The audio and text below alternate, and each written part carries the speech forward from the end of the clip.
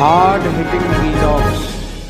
Hello viewers, भाई आज के हमारे वीडियो का टॉपिक है लोकसभा चुनाव की तैयारी में कांग्रेस आगे, परिणाम के बारे में राम जाने।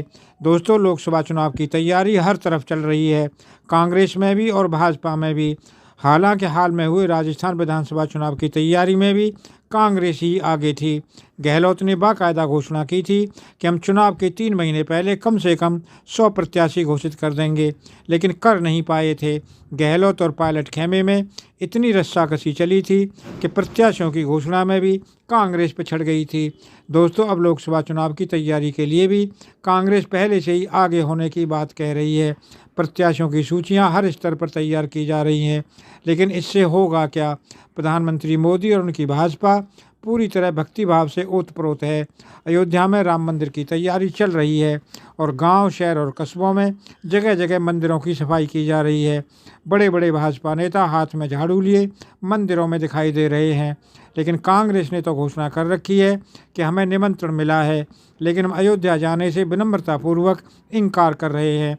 ऐसे में राजनीतिक प्रेक्षक कहते हैं कि लोकसभा चुनाव में कांग्रेस के लिए ज़्यादा संभावनाएं दिखाई नहीं दे रही हैं।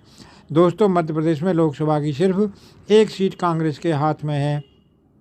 उसके लिए सबसे बड़ी मशक्क़त यही है कि एक सीट कैसे बचाई जाए या 1 से 2 सीट पर किस तरह जाया जाए। राजस्थान और छत्तीसगढ़ में भी कांग्रेस के लिए कोई छप्पर फटने वाला नहीं है।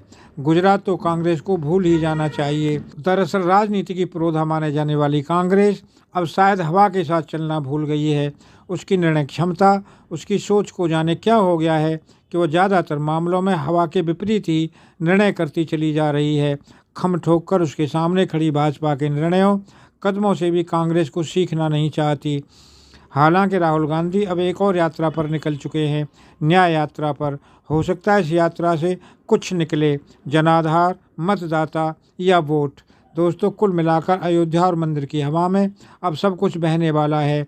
लोकसभा चुनाव की संभावनाओं में भाजपा के सिवाय दूर दूर तक कोई दिखाई नहीं दे रहा है। मार्च महीने में घोषित होने वाले चुनाव हो सकता है कुछ और जल्दी कर दिए जाएं। जहां तक विपक्षी गठबंधन का सवाल है, सीटों के बंटवारे को लेकर यह महाभारत हो रहा है। भीतर ही भीतर कोई किसी से सहमत नहीं है। ऊपरी तौर पर एकता दिखाई जा रही है। भाजपा के सामने समूचे विपक्ष का अकेला प्रत्याशी खड़ा करना अब भी टेढ़ी खीर ही है। विपक्ष अगर एक प्रत्याशी को लड़ाने पर सहमत हो जाता है तो परिणाम कुछ और ही होंगे। हो सकता है राजनीति की दशा और दिशा में भी कुछ बदलाव आ जाए। दोस्तों, अगर आपको ये वीडियो पसंद आया हो तो चैनल को सब्सक्राइब करें, वीडियो को लाइक करें, ज़्यादा से ज़्यादा शेयर करें। आप लोगों का बहुत बहुत धन्यवाद। Thank you very much.